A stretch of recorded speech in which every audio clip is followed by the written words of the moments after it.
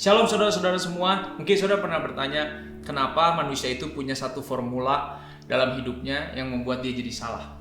Artinya kenapa kita jadi punya kelemahan yang begitu banyak yang kita tidak bisa setia dan lain-lain kepada Tuhan. Tapi sebetulnya Tuhan tidak menciptakan kita seperti itu. Pada saat Hawa pertama kali jatuh, dia tidak berbuat sesuatu yang jahat seperti apa yang kita lakukan sekarang. Dia memulai dengan cara Adam dan Hawa. Tapi dia memulai dengan cara satu, dia hanya mengkhianati Tuhan. Dia belum melakukan hal yang jahat seperti yang jahat yang kita lakukan sekarang. Tentunya pada saat itu yang dia lakukan adalah jahat, tapi belum sejahat yang di mata manusia. Dia hanya berpikir bahwa aku tidak mau mengikuti Tuhan. Cuman seperti itu aja sebetulnya. Masalah kecil, seperti sebuah masalah yang kecil, dari situlah terbuka semua masalah yang jahat dan semua pikiran-pikiran kita yang jahat. Tapi pernahkah saudara berpikir pada akhirnya kenapa Tuhan menciptakan manusia dengan formula seperti itu? Nah, kalau saudara cari jawabannya, saudara nggak akan temukan mengapa Tuhan membuat seperti itu, membuat manusia itu punya kelemahan. Nah, tapi saudara, ada jawabannya di dalam Yesus. Di dalam Yesus kita mendapatkan segala jawaban yang kita butuhkan. Yesus, kenapa Tuhan harus menjadi Mesias yang menjadi manusia? Kenapa Tuhan gak jadi Mesias yang gak perlu jadi manusia? Kenapa harus jadi manusia?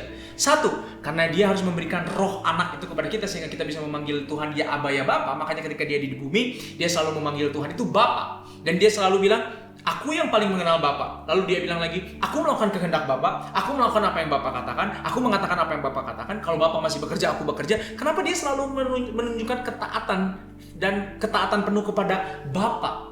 Saudara, mungkin itulah yang membuat kita jadi berpikir, oh Yesus kok manggil Tuhan Bapa dan lain-lain. Kenapa? Karena jawaban Yesus itu Tuhan ada di tanah, ada di kitab, di Alkitab kita yang disebut Alkitab Perjanjian Lama, tapi sebetulnya itu bukan Alkitab Perjanjian Lama, itu adalah Alkitab kita namanya Tanakh, tapi bisa kita bilang mungkin Alkitab Ibrani. Itulah yang semula, dan kita bisa temukan di situ mengapa Yesus itu Tuhan. Kita bisa dapat jawabannya di situ, tapi bukan yang hari ini akan kita bahas, bukan dalam video ini kita akan bahas itu, tapi ada di video lain. Silakan saudara lihat ke video yang lain. Tapi saudara, dalam Perjanjian Baru, dalam surat-surat para rasul maksud saya, di buku yang kita sebut sebagai buku Perjanjian Baru, meskipun sebetulnya bukan buku Perjanjian Baru tapi perjanjian yang baru, kita melihat bahwa Yesus itu selalu ngomong tentang Bapa. Kenapa? Karena dia itu mau memberikan kita roh anak. Apa itu roh anak? Ketika kita menerima Yesus, maka kita bisa memanggil Tuhan itu ya Aba ya Bapa. Bukan cuma manggil mah bisa, bukan cuma manggil, tapi betul-betul menghidupi fungsi sebagai anak. Taat, percaya, dan taatnya mengabdi, mengenal, dan percaya. Itulah yang dilakukan Yesus ketika dia menjadi manusia, karena dia memang harus menjelma menjadi manusia. Dan di dalam surat para rasul pun kita tahu bahwa kenapa dia jadi manusia, karena dia harus jadi yang sulung. Nah, maksudnya apa jadi yang sulung? Jadi kita itu anak Allah, dan Yesus itu adalah yang sulung, anak yang sulung. Maksudnya apa? Sulung itu adalah yang lahir pertama kali dan yang mencontohkan. Kenapa Yesus perlu jadi manusia? Agar membuktikan kepada kita semua bahwa Tuhan tidak pernah menciptakan manusia dengan formula kegagalan.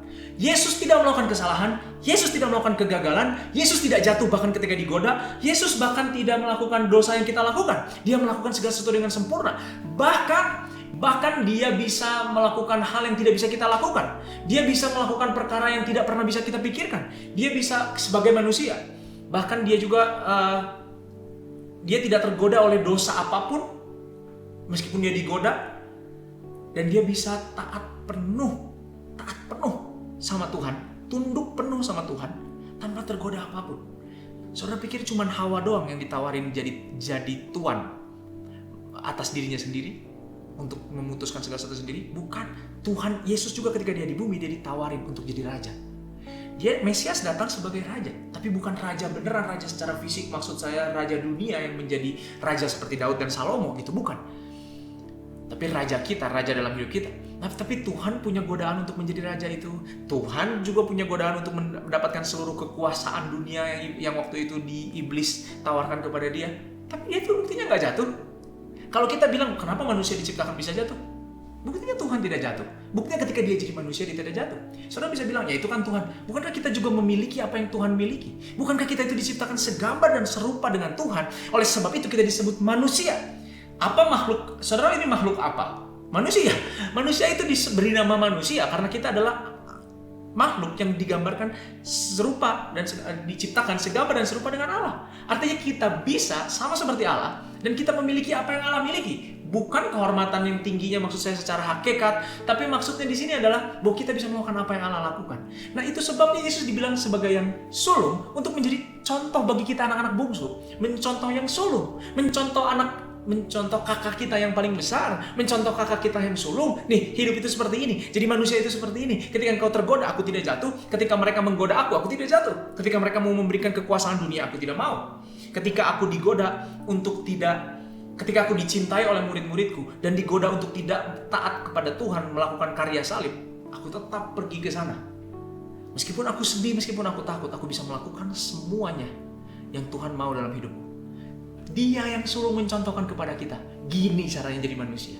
Dan itu membuktikan bahwa Tuhan tidak pernah membuat formula yang salah untuk manusia ketika dia menciptakan manusia. Karena terbukti ternyata Yesus kita bisa melakukan segala sesuatunya sebagai manusia. Dia tidak bilang, kamu lakukan ini, kamu lakukan itu. Enggak, dia turun ke bumi, dia contohkan gini caranya. Aku membuktikan kepadamu. Jadi saudara-saudara, dan nyawanya akhirnya diberikan kepada kita. Nah, jadi saudara-saudara, itulah bukti bahwa manusia itu tidak diciptakan dengan kegagalan. Betul manusia pernah gagal, bisa gagal. Layaknya pesawat diciptakan, bisa jatuh. Tapi pencipta pesawat tidak pernah berpikir untuk menciptakan pesawat untuk jatuh. Tapi ketika itu error, maka jatuh. Kita berpikir, loh Tuhan kok menciptakan sesuatu yang error? Tuhan tidak menciptakan sesuatu yang error. Buktinya Yesus tidak pernah error sama sekali. Dialah yang sulung bagi kita. Itu sebabnya kita disebut Kristen ataupun Mesianik, yang disebut orang-orang pengikut Kristus. Kenapa? Karena kita orang-orang yang penuh dalam Mesias. Apa itu penuh dalam Mesias? Keselamatan datang dari Mesias dan hidup kita mencontoh Mesias itu. Hidup kita layaknya si anak sulung dan kita hidup seperti anak sulung dan kita mengikut Mesias kita dalam kepenuhan Mesias kita. Itu sebabnya kita disebut Mesianik ataupun disebut Kristen. Kita menjadi Kristen atau kita menjadi Mesianik bukan karena kita sebut, bukan hanya sekedar kita sebut dia dalam bahasa Ibraninya. Betul, itu bagus, itu lebih berarti, itu lebih sesuai artinya. Dan kita menjadi Kristen bukan hanya karena kita pergi hari Minggu ke gereja, tapi kita disebut Kristen, kita disebut Mesianik karena kita penuh di dalam Mesias. Segala sesuatu dalam hidup kita datang dari Mesias. Segala sesuatu yang kita perlukan dalam hidup kita datang dari Mesias. Bahkan standar hidup kita datang dari Mesias. Itu sebabnya mengapa kita sangat-sangat amat perlu mencintai Mesias kita, karena dialah yang membuka jalan. Dialah pembuka jalan bagi saudara, dialah pembuka jalan bagi saya. Dialah jawaban atas semua pertanyaan saudara dan jawaban atas semua pertanyaan saya. Segala sesuatu yang ada dalam firman Tuhan tidak bisa ditafsirkan tanpa Mesias. Dan di surat Paulus di 2 Korintus juga dikatakan sama, tanpa Kristus tidak ada satupun yang bisa mengerti huruf-huruf hukum Taurat.